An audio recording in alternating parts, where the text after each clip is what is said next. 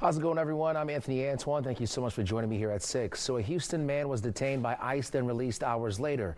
The agency admitted they had the wrong guy. They say there were similarities in appearance, and the man they were looking for and the man they detained, they shared the same first, middle, and last names. Fox 26's Jonathan Mejia reports. It was a weird experience for sure. First, I thought, like I said, I thought it was a joke at first. And then it got real once they started telling me, you know, you have a prior encounter with ICE, you know, you have an order for deportation. During that, interaction, you wanted to prove that you were born here. You asked if you can go get your documentation. What did they say? He asked for my ID, my Texas ID. I have a Texas ID. I gave it to him. And before I could put my wallet back in my dash, you know, he's yelling at me, get out of the car, get out of the car, you know, for what, you know, and then that's when it all just went downhill. Did you feel violated at that moment? Very violated. It was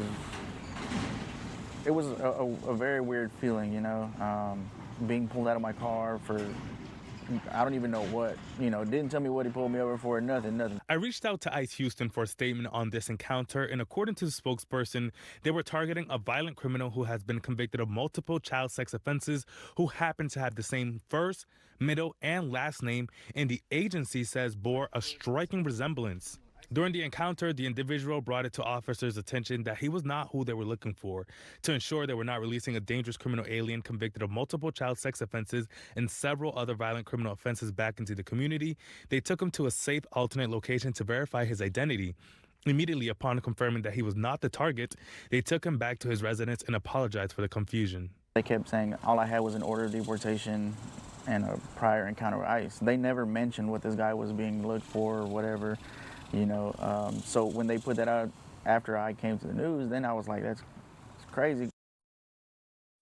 Jonathan Mejia is joining us now in studio to talk more about this story. So, Jonathan, the suspect they were looking for, has he been arrested by ICE? No, so we don't know exactly where he is or if he's even been arrested. You know, I asked follow-up questions and they did not answer me. I asked if this guy was arrested, if they had a mugshot that they can provide, so we can compare between these two gentlemen, but they were not releasing that information. They told me they're just keeping it straight to the statement that they released to us at this time. All right, so the Miguel Ponce you sat down with, you had an interview with him. Does he have any prior encounters with ICE up until this one? No, not at all. And he was actually born in College Station, so he was born in the United States, and when he was detained, he was being accused of being an undocumented immigrant, and that is not the case because he was born here in the United States, Anthony. All right, hopefully he gets another follow-up there on that. Jonathan, thank you so much. In other news here,